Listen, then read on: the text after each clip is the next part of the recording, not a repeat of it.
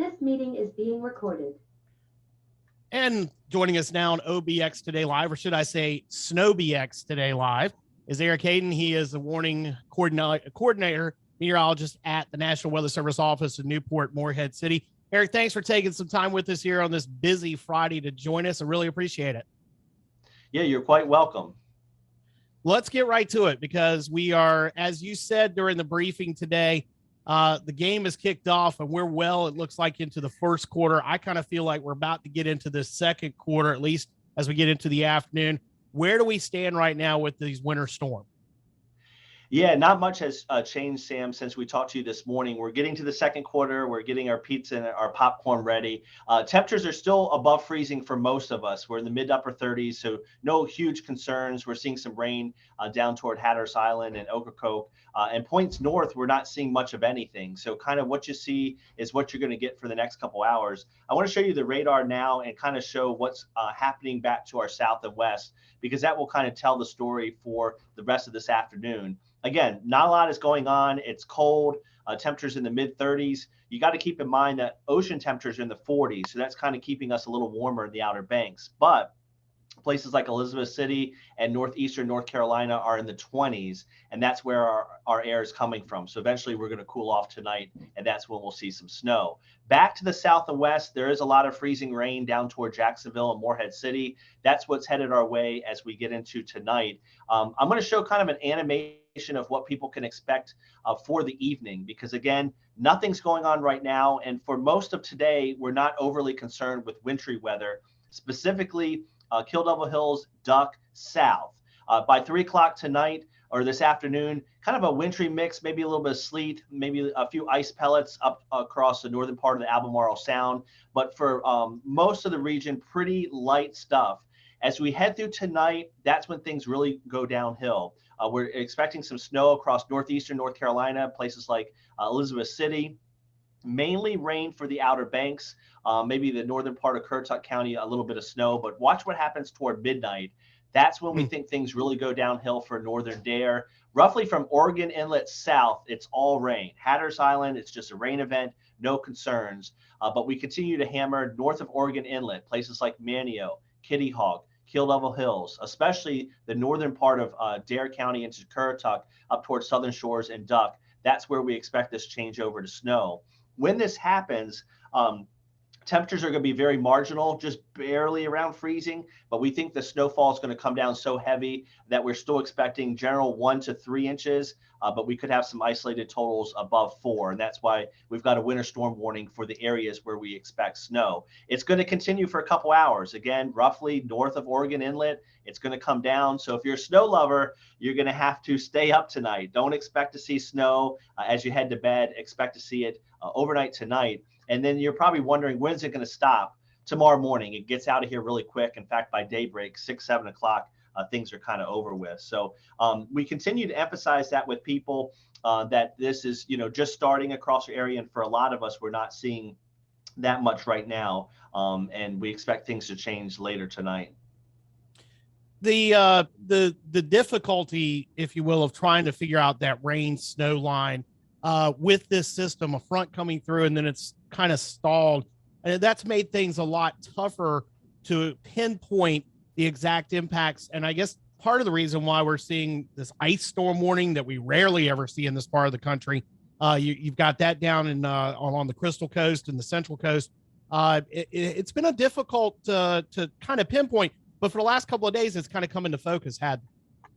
It really has. And you mentioned the ice storm. We don't expect that up in our neck of the woods. Maybe a few sleet pellets, maybe a little wintry mix as we're kind of spotty later this afternoon and evening. But by and large, for the Outer Banks, northeast North Carolina, it's a snow or rain situation. And for some of us, it's a rain to snow tonight. But just to show you a little bit farther south and west from where we live, down toward Morehead City and Jacksonville, half-inch of ice.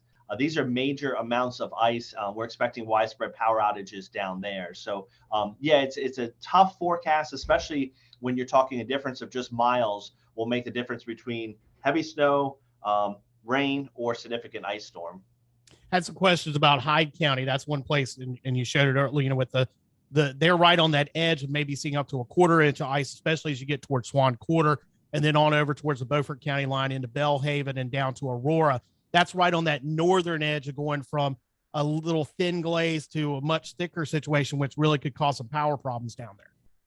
That's exactly right. South of this area, just all rain, but it's this corridor from Jacksonville to Havelock, New Bern, and as you mentioned, Swan Quarter, Englehart, so mainland Hyde County, that area we expect up to a quarter inch of ice. And we're familiar with, we know what a couple inches of snow does, but a quarter inch of ice, half inch of ice, that will cling to everything. And with a little bit of wind, we don't expect super strong winds, but still 20 to 30 mile per hour winds that will blow the trees and power lines around, and that will add to the weight of the ice.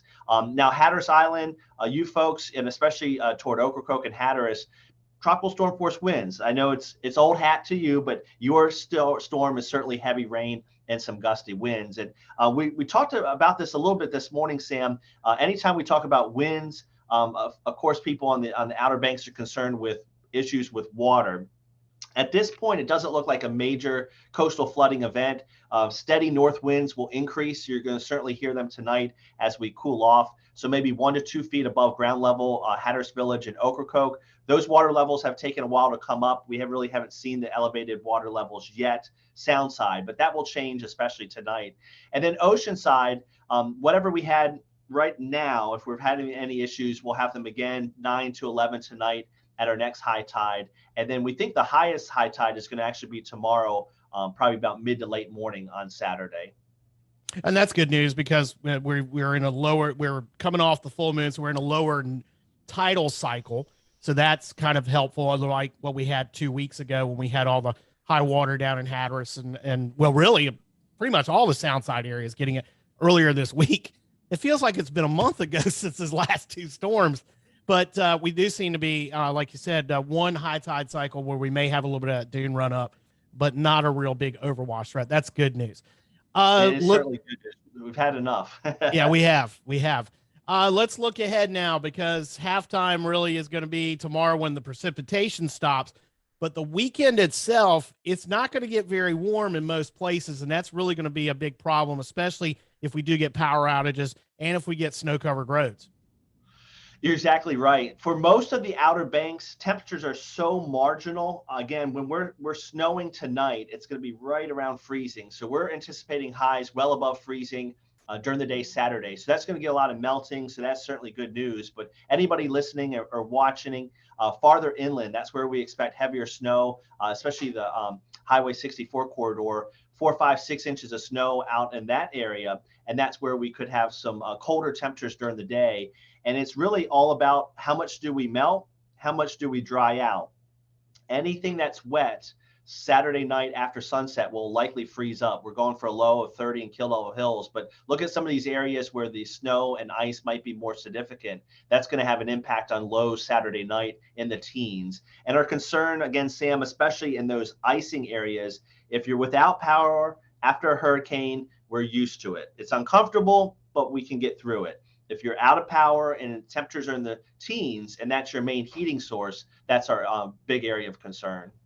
Yeah, and that means we need to remember generator safety, keeping those away from the house, not in the garage.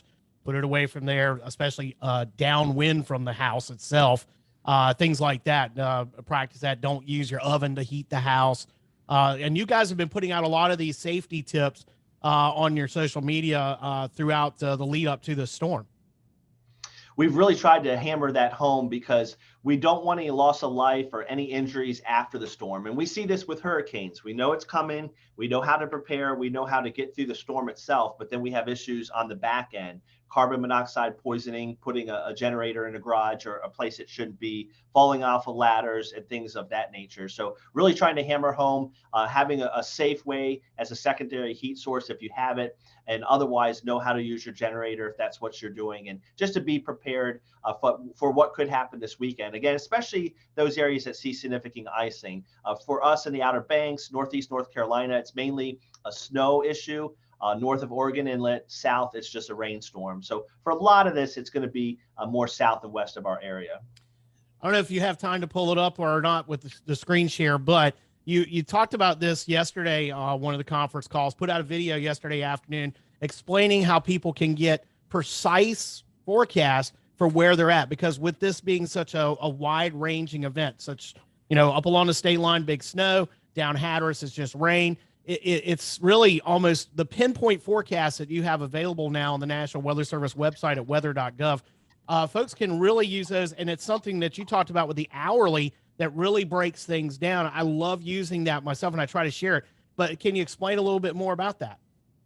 We can. So we have something called an hourly weather graph where you can see the weather out to 7 days, hour by hour. It's useful year round, but it's really useful this time of year. When are we going to drop below freezing? When is it actually going to snow? The only thing you need to remember is weather.gov/Morehead City, or really just weather.gov, because I know we have some folks listening and watching from Southeast Virginia and the rest of North Carolina. So just weather.gov, and then you can find an hourly weather forecast. The easiest way to do that, once you're on the website itself, you can scroll, click on the map, enter your zip code, however you want to get the forecast. If you scroll down to the bottom on the right, there's the hourly weather forecast. So I pulled up Kill Devil Hills.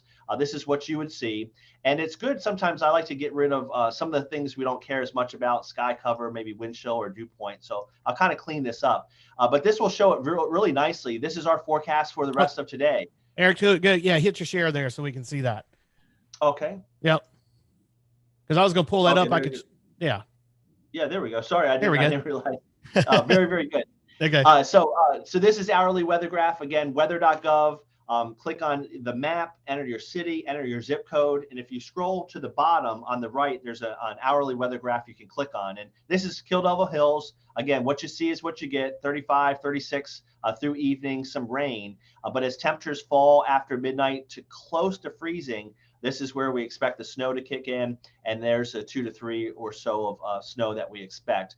If you're interested in this, follow us on social media, YouTube, Twitter, Facebook, even Instagram, NWS Morehead City. This is what Sam was talking about. We did a quick video, 5-minute tutorial on that, and that'll get you all the information you need. It's interesting you showed that. That's a short period of time to get a lot of snow on the beach. So if somebody has to be out, which tonight they really shouldn't be, but in these overnight hours, we're looking at a pretty heavy snowfall amount. I mean, and with the 40-mile-an-hour winds, I mean, you're talking about some almost blizzard whiteout conditions possible for us. Definitely. We expect a period of very heavy snow as this comes down, because as you mentioned, temperatures are so marginal, it's going to have to come down in a hurry. And again, there's that 2 to 3, maybe some isolated 4, especially Southern Shores or Duck or up into Currituck County. By far, the bullseye of the snow is going to be inland. Those folks are already in the 20s, so they're not going to have to fall. And the ocean is, I wouldn't want to go swimming, but it's still well into the 40s.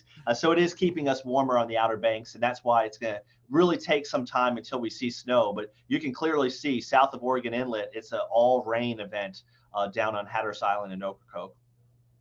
Erik Heden for the National Weather Service in Newport, Morehead City. It's in Newport. They throw Morehead City in there. I don't know. I'd just say Newport. I'd be happy with. It makes it easier. Well, that's much less to say. Eric, thank you so much for taking the time today. I know you've got another briefing, at least a print briefing coming out. We'll have that up at obxtoday.com. And if conditions warrant, we'll be talking with you again soon. Sounds great, Sam. Thanks for having us.